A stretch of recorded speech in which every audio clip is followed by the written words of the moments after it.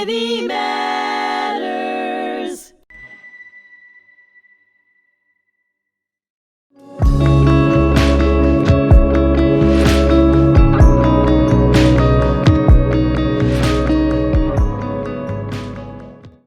Welcome to Raised by Survivors. I'm your host, Bernie Furshpan, here at HMTV at the Holocaust Memorial and Tolerance Center on Long Island, New York. Thank you for joining me today.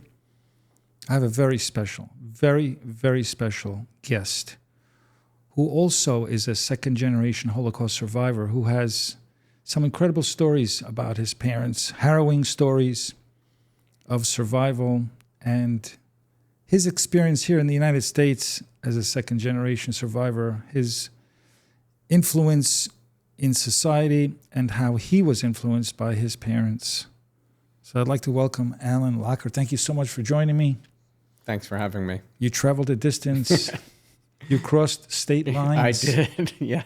To get here. I'm grateful for that. I really appreciate it. Thank you so much. It's meaningful to hear your story, your parents' stories. We need to tell the world because people have forgotten. Not only have they forgotten about the darkest chapter in human history, but they've forgotten about how, when we become lax as a society, how easily we're manipulated, lied to, coerced to do bad things. Good people doing bad things. What's your take on that? I mean, all of that is so true. It's interesting because growing up, I didn't really grasp the story, didn't really understand it. I don't know if it was being the child, a second-generation Holocaust survivor, that I was hiding that story as well. Like, growing up, for me, I didn't readily say I was Jewish.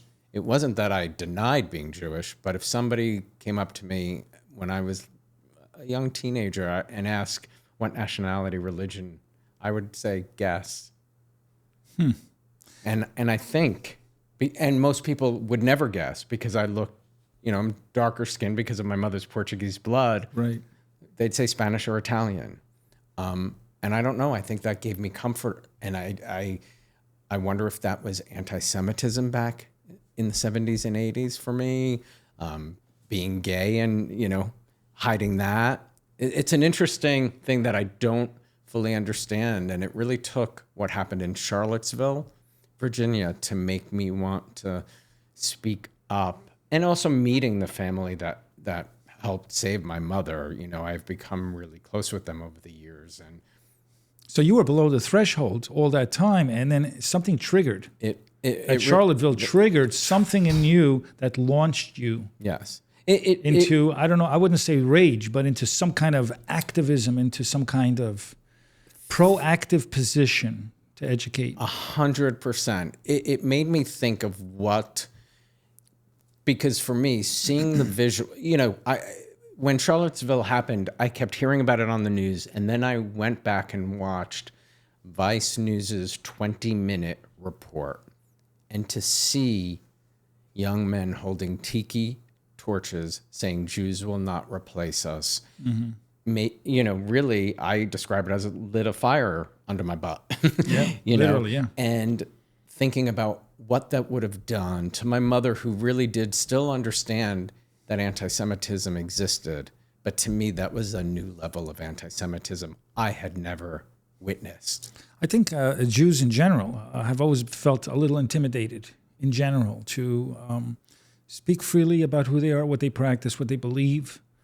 I mean, this is a free country, but yet it's not such a free country.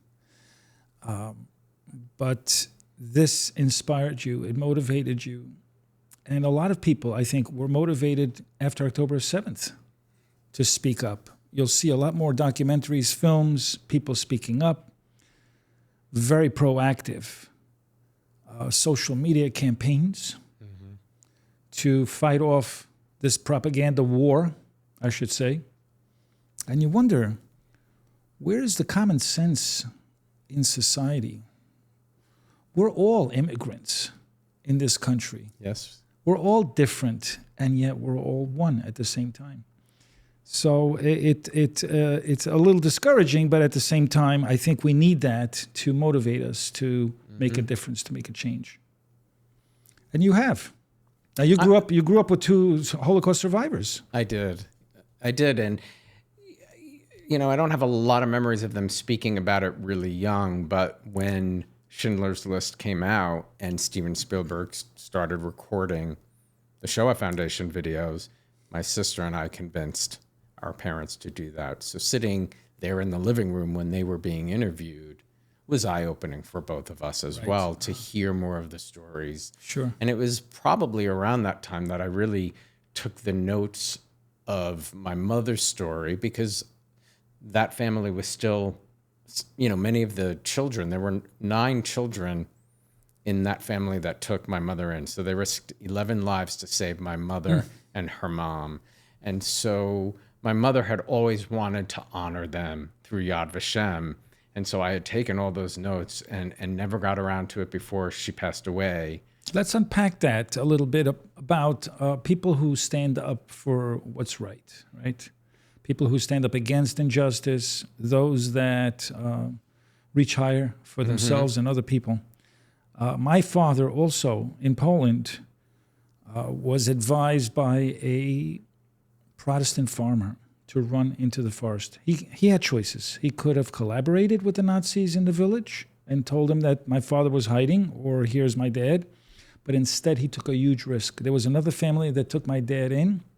The Nazis found out that they were being harbored by this family, and they surrounded the house. My father runs out. They burned the house down with the family. So they sacrificed. They were willing to sacrifice their lives. It was a huge risk, obviously, to stand up to injustice. Let's unpack your mom's story and tell us about those upstanders and what they did. My mother and her mother were in one location, sort of like your dad. They were in the forest by themselves under a tree for a while, and this one family had taken them in, and they could no longer take care of them. And it was a young man by the name of Minor, 17 years old, one of the 9 children, who asked his mother and father to take my mother and her mother in. And they risked 11 lives, and my mother and her mother lived on a farm for 2 years. My grandmother never left the house because she couldn't. Right, of course. She would have been, recognized right away. But my mom, because of her dark skin, was able to pass as a cousin. She dressed in the farming village attire. She went to church. She went to school with this family. And they had like a small... How old was your mother at the time? My mother was, when I think she was with them, she was 3 to 8 during the war. So she was 6 to 8 because she was with them. She had the smarts to understand what was happening. Oh, she definitely did. I mean, we got to see the farm in 1996 together as a family. We went back and again in 2006 with my nephews who got to see it. So that And who did you meet there? Oh my God. I mean, the first time we went in 96, we showed up at one of the 9 children's houses, Kunira, who was my mother's age during the war. So they were really like this. My mother, and she wrote, I mean, there wasn't, cell phones, and that's how people communicated overseas. My mother and she wrote letters all the time after the war. And when we arrived at their house, there were so many people there coming to greet my mother, and the other children who were still alive came out to see her. It was as if their sister came home, because that's how she was treated. Right. She was that close to them. She was that She close. became part of that family. And my mother was an only child, Right. so you can imagine that a family with God 9 bless that family. Right. Yeah. And I mean, my sister, who now has 2 children, thinks about it. She doesn't know what she would do in the same situation today. They risked it's, and I say it all the time out loud for anybody to listen, because I do think they risked 11 lives. Wow. And just learning about my father's family in the It takes a lot of courage. They risked 8 lives to take in my father's parents, this family. So it's I don't know what people in today's world would do. Right. You know, I hope people would have the same humanity to do that, but it takes a lot of courage. I mean, you just talked about, your dad's. Well, I mean, in examining a lot of these events and, reading the stories, listening to these stories, you find out that there were a lot of good people. There were a lot of good people who did the right thing. And that's what we talk about to young people today. Not to be the silent majority, but to stand up, to speak up, to do the right thing. And people are afraid to do the right thing. It takes bravery to be kind. You got to be brave to be kind. You really do. Well, since meeting the family, I've always known about the family that hid my mother away, but going there in 96, and then one of their daughters came to stay with me, and it's just who they are as a family. Like if a biker drives through their village today, knocks on their door and says, I need a place to stay, they would let that person stay. Yeah. That's the kind of people they are. That's the kind of people they are. Right. I don't know that there's a lot of people who, if you got a knock on the door, right, would take Not somebody. Everybody would do that. Not everybody would do that's that. That's a fact. It's a real Today you got to do a background compassion. check. You do. They didn't have the ability to do background checks. They trusted. They had faith. Maybe they were religious people too. They are, and they are. They are religious people. Yeah. There's a lot to be said about that, isn't there? Yes, there is. I think faith is something I didn't truly understand. I still don't know, but I think that faith helps a lot of people. Yes, it teaches great values. Yeah, it really does. And your dad, what was his story? His background? And it's so wild because my dad's story, I mean, my dad was much quieter, didn't talk a lot about it. My dad was a teenager. He was 10 years older than my mother. So I think the scars on him were heavier. He lost his older sister who didn't want to go off into hiding. She was in the square with her girlfriends and they decided not to go. And then that was it. Wow. But in 2006, I got a phone call when I was visiting my mom from somebody who was looking for Al Locher, which I thought was me, but he was looking for my dad's brother, who also is Al Locher. And it was a family of educators who risked their lives to help my dad's family. And the gist of my dad's story is he and his brother were separated from his parents. Like your dad, they were out in the forest a lot by themselves. His brother was in a church or something, sent off with a church group, and they took care of him. And my dad was going through the underground, and my parents were hidden. My grandparents were hidden away in a village outside somewhere in Holland. And a gentleman who was caring for them and working with the Dutch underground had to leave them to go meet a train. My dad got off the train, and this gentleman knew that he looked just like my grandparents. And he asked my dad his name, and my dad said he was Herman, and my dad's name was Carl. He had blonde hair, he had dyed his hair. And the guy said, "Is tomorrow your birthday?" Because my grandmother had been crying her eyes out because tomorrow was my dad's birthday. Oh, wow. And he reconnected my father with his parents. That's an amazing story. Yeah. Let's button up the story about your parents. So they met, from what you told me, in the Netherlands. They did. They met over there. Your mom stayed in the Netherlands. Your dad moved to the States, went back to the Netherlands for some event, and they crossed paths. They did. They fell in love. They moved back here to the States, to New Jersey. Yep. And that's where you were born and raised. Correct. And what was it like being raised by survivors? When did you realize that they were survivors? When did you realize that your parents were a little different than other parents? I'm sure at a really young age. I don't know that it was always spoken about that they were Holocaust survivors, but I'm pretty sure I always knew. Right. My mother smoked like a chimney, and lung cancer killed her. Oh, boy. And my mother, that cigarette, I know for a fact was my mother's best friend. It was her crutch. It helped anxiety, all of that. my mother had to know every minute of every day where we were. If my sister and I took a trip. You're describing my mother. Yeah. I mean, Her crutch was sugar, by the way. That killed her. Yeah. I know the effects of what, now as an adult, what the war had on her. Right. Going on a plane, if we were going on vacation, my sister and I, and then my sister became a flight attendant. Like my sister had a call the minute we landed somewhere, that unknown, that scariness of not being in control, I think for somebody of her age, and she lost, her father was killed in the concentration camps. So she lost, and sadly her mom. She lost more than your dad. She lost her dad, yeah. And her, sadly, your dad lost his sister. His sister. Right.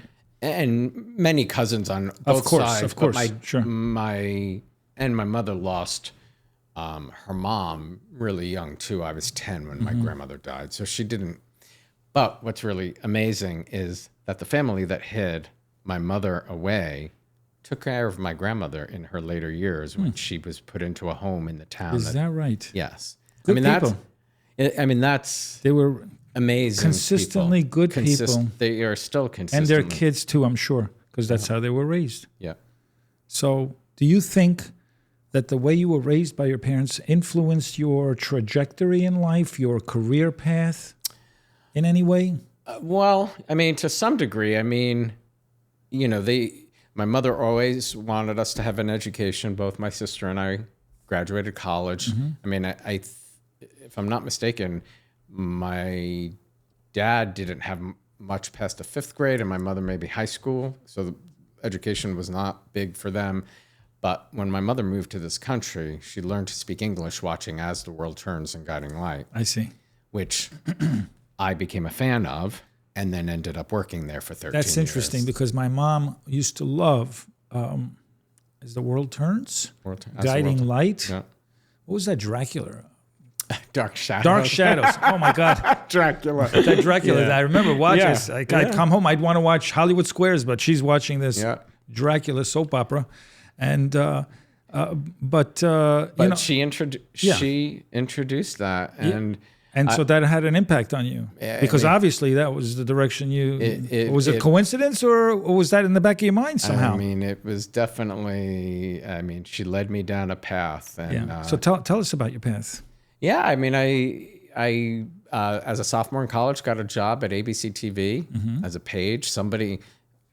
Talk about good people. I was working at a health club in New Jersey where somebody overheard me say I wanted to get into the entertainment business. I thought I was going to be an accountant because I didn't have an in into the entertainment business. And a woman who wasn't having the conversation with me overheard it and said, I work in human resources at ABC. You should be a page, and basically changed the course of my life. And that page position opened every door. Absolutely. I had already applied to As the World Turns and Guiding Light out of college, but I didn't know the trajectory of what I wanted to do. And then from the page position, ended up in PR, and all of that just kept... A very dear friend of mine, similar story. I'm sidetracking just a little bit. He also got a page job in NBC, and he became the host of Hollywood Squares, Peter Marshall. But it started from being a page. And it's amazing, as long as you got your foot in there, the door's wide open. I wonder if Peter was still hosting it, because I did an internship for them when they did Hollywood Squares from Radio City Music Hall. Oh, was that with Tom Bergeron? Maybe it was Tom. I don't know. I don't remember who was the host. But I worked. But Peter Marshall did it in the 60s, 70s, and 80s. It might have been because it would have been late 80s because I was a page 86 to 88. He may or may not have, and he loved to sing. That's what his. I remember him doing that. Yeah, I remember Hollywood. I loved Hollywood Squares. Yeah. Who didn't? He passed away this past year, unfortunately, but he lived a great life and had a great career. Yeah, had a great career. But getting back to you, I regress. But it's so. But you know, good people. She didn't have to open her mouth. Right. But that one thing, right, can change the world. Yeah. It really is. It can change your world, and it happens all the time. And little things like that happen every single day, and you don't realize that you're constantly, bobbing and weaving through life because of these things. And here you are. You've had an incredible career as a publicist, right? Mm-hmm. In a PR firm. Yeah. And did you have your own company as well? No, I started basically doing PR at the Walt Disney Studios. Worked on over 200 movies. Amazing. And then, Which was your favorite movie? oh God, there's too many. I mean, one of the biggest events I worked on was the world premiere of Pocahontas in Central Park for 100,000 people. Wow, that's amazing. We built 3 movie theater screens Wow. in Central Park to premiere that Yeah. in June of '95. Uh-huh. But Disney was a phenomenal experience. I mean, as a page, I started working for Regis and Kathy Lee, and then was hired basically before I even had my diploma to work for them when they went into syndication. And, here I am now hosting my own podcast, which Let's talk about that. which The Locher blows Room, my, right? Right, but blows my mind of that early introduction to a talk show that I Sure. never thought I'd be hosting. Well, podcasts have become very popular. I think it's part of the whole phase of reality shows because people want to hear, what people are thinking, behind closed doors in a way. That's what a podcast kind of is. It's a conversation Yes. over a cup of coffee, somehow, some way. And this was a good conversation, by the way. And it's leading up to a conclusion here. So just tell us about what did you learn from your experiences and how are you applying it, implementing it into your Locher Room podcast series? So basically when the pandemic began, I just thought about cheering people up and thought I could reunite some of the people I worked with on As the World Turns and Guiding Light with the audience that had been missing them. And I thought I'd do one thing on Instagram is really what I was thinking, an Instagram Live, which turned into now over 550 episodes, and creating Conversations with Alan, which is a sub-series that I get to speak up about anti-Semitism and racism and hate, and just try to bring different socially relevant conversations. Because, as you said, it is where people get a window into different things through a podcast. Sure. But the biggest lesson I think I've learned through hosting it is we can all learn from each other if you just listen. Isn't that what it's all about? If the world would be so much different, if we listen to people just yelling at each other, they're not even listening. Yeah. They don't let the other person speak. Yeah, I mean, it's fascinating. Yeah. And, Conversations with Alan really was, I wanted to do one show to speak up about anti-Semitism in December of 2020. And it was a woman who I met through a friend who lost her 14-year-old son and father to a neo-Nazi who wanted to know what it felt like to kill Jewish people. And she said to me, you have a platform. Why would you do one episode on anti-Semitism? And I think I'm about to do my 30-something show for that. Because I do one a month. I try to do one a month. Right. It's sometimes hard, and because I want them to be impactful. Sure. And You want to do the research. You want to give. Yeah. You want to tell the truth. Speak the truth. And first of all, I want to thank you so much for honoring your parents. Your parents were Sophia. Is it Henrietta Lopez Cardozo? Yeah. Fifi Locher, as she went. Fifi Locher, and your dad, Carl Locher. I mean, it's as you said, your dad's not here to see this either. Yeah. What would they say if they were here? I know it's gonna make me cry. I know they'd be very proud, but they'd also be very shocked. Yeah, because it wasn't something that I did. I think they would also be shocked, as my parents would be, about what's happening in the world. 100%. They never thought ever No. that anti-Semitism would reach such a fever pitch Correct. again. Right. Correct. To this degree. There was always anti-Semitism. We know this. It never goes away. It never went away. But it was under control. Yeah. Because good people pretty much control it. It's like, there's no room for that here in this country. But yet, too many are silent. Hate is unleashed in our country. Totally unleashed. and it's gone wild, and the world has gone mad. But if a lot of people like us, are sending good messages, good vibes out there, and hopefully people will listen, the right people. We don't want just people. We don't want to be in an echo chamber. We don't want to be talking to people that agree with us. We want to talk to people that don't necessarily agree with us. And we listen to them, but they have to listen to us too. It's got to work both ways. I want to thank you so much, Alan Locher. Thank you so much. Thank you so much for having me, Doctor. Coming out. My pleasure. Thanks for joining us today on our podcast, Raised by Survivors. I'm your host, Bernie Furshpan, here at HMTV. Until next time.